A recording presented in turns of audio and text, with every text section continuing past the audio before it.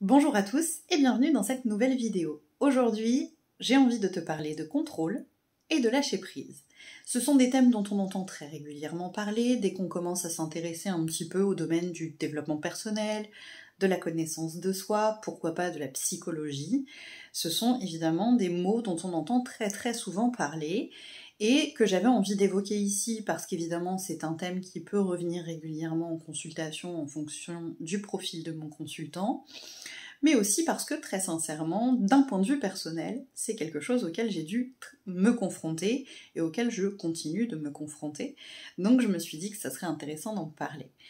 Pour traiter du contrôle et du lâcher-prise, je vais faire quelque chose dont j'ai pris l'habitude, c'est que je vais reprendre la vraie définition dans le dictionnaire, afin d'avoir quelque chose de concret pour parler avec vous, et non pas une projection mentale de ce que moi j'appellerais le contrôle et de ce que moi j'appellerais le lâcher-prise. On va revenir aux bases. Ensuite, on parlera de juste milieu, de pourquoi on contrôle, et on verra ensuite quelques pistes de solutions pour peut-être un petit peu moins contrôler, ou en tout cas le vivre sereinement et dans un positionnement juste. Donc comme je l'ai dit, je vais démarrer par les définitions des mots contrôle et lâcher prise. Donc je vais évidemment reprendre mes petites notes, je vous invite à me pardonner si je lis. Dans le dictionnaire, contrôler signifie que l'on vérifie l'état de quelque chose, de quelqu'un, d'une action, d'un acte, etc., selon une norme. C'est donc avoir le pouvoir aussi de diriger et de la maîtrise. Pour ce qui est du lâcher-prise, on le définit comme un moyen de libération psychologique qui consiste à se détacher du désir de maîtrise, de contrôle. Donc on voit bien qu'effectivement ces deux notions sont complètement contradictoires l'une de l'autre. L'un où on vient les chercher à essayer de vérifier, de maîtriser, de contrôler que tout est bon, et l'autre où on accepte qu'on ne peut pas tout contrôler, qu'on ne peut pas tout maîtriser. Ces définitions, l'une comme l'autre, ne sont ni positives ni négatives. Il y a de bons contrôles, de bons lâcher-prise, comme il y a de mauvais contrôles et de mauvais lâcher-prise. Je m'explique. Il y a des contrôles absolument obligatoires. Et qui sont extrêmement positifs et qui sont pas du tout négatifs. Je pense par exemple au contrôle de santé. Je pense au contrôle à l'école qui permet à l'enseignant de vérifier que la classe a compris les notions qu'il lui a transmises. Je pense aussi, en tant que maman, au contrôle de l'hygiène. Est-ce que tu as bien brossé tes dents? Est-ce que tu as bien pris ta douche? Etc. Où on est évidemment dans une forme d'accompagnement positif de l'autre, où on est dans un accompagnement positif à soi. Par contre, le contrôle peut aussi aller trop loin lorsqu'on cherche à maîtriser quelque chose qui n'est pas maîtrisable, ou quand on cherche à maîtriser quelque chose qui ne nous appartient pas. On en rediscutera tout à l'heure. C'est la même chose pour le lâcher-prise. Il y a de bons lâcher-prise et de mauvais lâcher-prise. Il y a du lâcher-prise qui permet d'accepter certaines situations où on n'a pas de pouvoir, où on n'a que à accepter les choses, et il y a le lâcher-prise où on lâche tout, où il n'y a pas d'équilibre du tout, et où du coup on peut tomber dans une phase un peu d'immobilisme, de passivité, et où on se laisse complètement porter par la vie. Ce qui n'est pas nécessairement le plus confortable non plus. Donc on comprend qu'il y a une notion d'équilibre, et que ni l'un ni l'autre n'est connoté négativement, que c'est simplement comment je peux vivre avec de façon sereine. Comment je peux vivre avec de façon équilibrée, et c'est de ce dont on va essayer de parler. Mais avant ça, j'avais envie de vous dire que si on en vient à essayer de contrôler, ou si on en vient à essayer de vouloir lâcher prise constamment, c'est pas pour rien. Ça n'arrive pas de nulle part, c'est un type de fonctionnement qu'on va adopter, et qui est en général en lien avec nos peurs.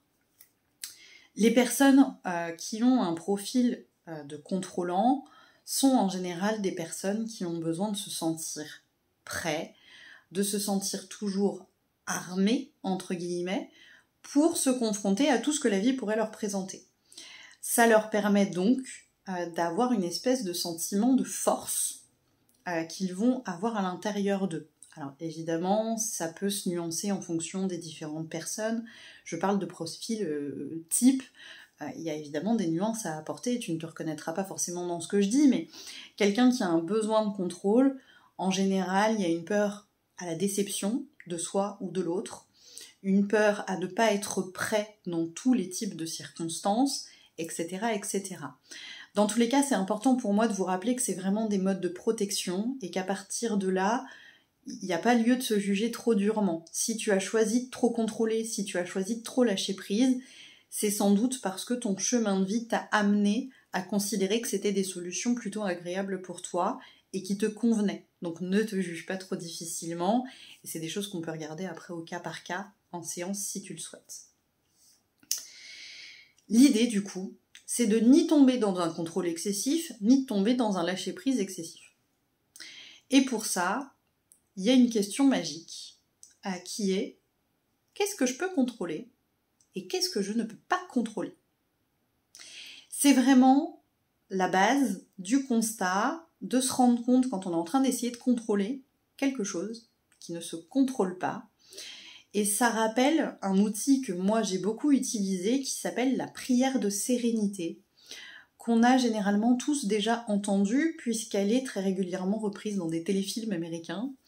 Lorsqu'ils assistent aux réunions d'alcooliques anonymes, en début de réunion, ils citent cette prière-là, qui dit à peu près « Seigneur, donne-moi la force d'accepter les choses que je ne peux changer, le courage de changer celles qui peuvent l'être, et la sagesse de faire la différence entre les deux. » Donc on est bien sur cette notion de qu'est-ce que je peux contrôler, où est-ce que je dois lâcher prise, et comment je fais la différence entre les deux.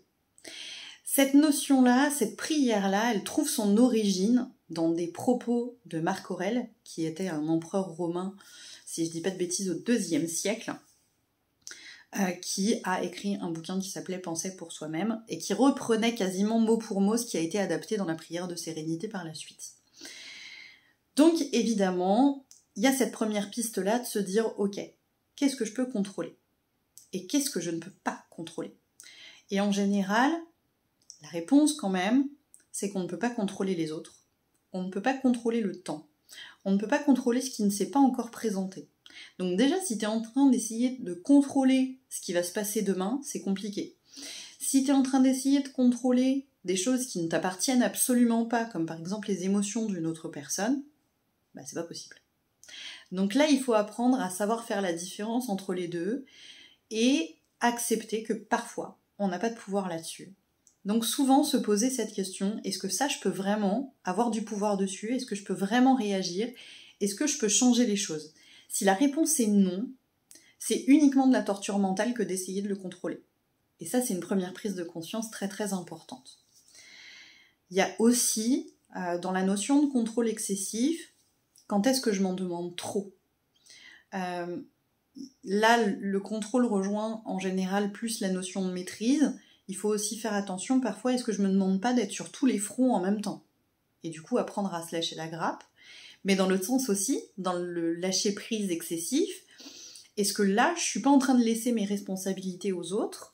Est-ce que là, je suis pas en train de me laisser porter? Et du coup, où est-ce que je peux replacer du contrôle, du pouvoir personnel? Voilà. Ensuite, j'avais envie de discuter avec vous de quelque chose qu'on essaye régulièrement de contrôler, mais qui est compliqué à contrôler, et je voulais vous en parler, c'est le domaine des émotions. Je ne peux pas contrôler le fait qu'une émotion arrive ou pas. Clairement, notre système émotionnel ne répond pas forcément à des logiques. Alors parfois il y en a qu'on ne comprend pas, et des fois on a vraiment l'impression que nos émotions ne sont pas du tout logiques. Il y a des émotions qui peuvent ressortir très fort parfois, alors qu'on ne comprend pas pourquoi, vraiment sincèrement. Donc je vous invite à ne pas forcément mentaliser l'arrivée de l'émotion. Elle ne peut pas se contrôler. Si l'émotion monte, elle monte en fait. Donc là, il y a une idée d'accueillir l'émotion, et non pas de vouloir la contrôler et de lui dire « mais qu'est-ce que tu fous là? T'as pas le droit d'être là, je n'ai pas envie que tu sois là, etc. » Ce que par contre on peut apprendre à contrôler, c'est la notion peut-être d'impulsivité et de réaction à chaud à l'émotion. Parce que c'est pas toujours à notre avantage dans le domaine relationnel ou même pour soi. On peut arriver à avoir une émotion extrêmement forte, pas du tout la gérer, et se retrouver à avoir des mots qu'on ne pensait pas, des actes un petit peu plus durs que ce qu'on avait vraiment envie d'avoir, etc., etc. Donc l'idée, c'est non pas de contrôler l'émotion, mais les actes posés, les décisions prises en lien avec l'émotion qu'on a ressentie au départ. Donc souvent, ce que je vous invite à faire, c'est de prendre un temps de respiration, d'accueil de cette émotion, de comprendre pourquoi elle est là, en tout cas d'essayer, mais derrière de peut-être prendre un temps pour se demander si effectivement la réaction est à la vraie hauteur de l'émotion ressentie. Parce que parfois, il y a des surréactions qui là sont plus dommageables pour soi et pour le lien en général en lui-même.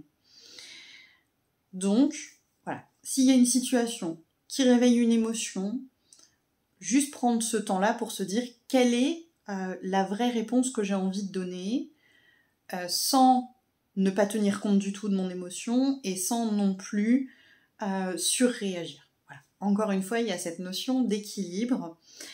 Donc, ne pas contrôler trop fort, c'est apprendre à accepter qu'il y a des choses qu'on ne maîtrise pas, qu'on ne contrôle pas, et donc réussir à lâcher prise sur ces points-là.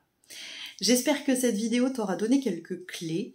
N'hésite pas à me dire si tu as des questions ou des remarques en commentaire. Je suis toujours OK, évidemment, pour venir vous répondre. Et si ta question est un peu plus perso, je te rappelle qu'il y a le lien pour me contacter en privé, sur les réseaux sociaux ou autres, dans la description de la vidéo. Merci d'avoir été là, merci d'avoir pris le temps de regarder cette vidéo et une très belle journée.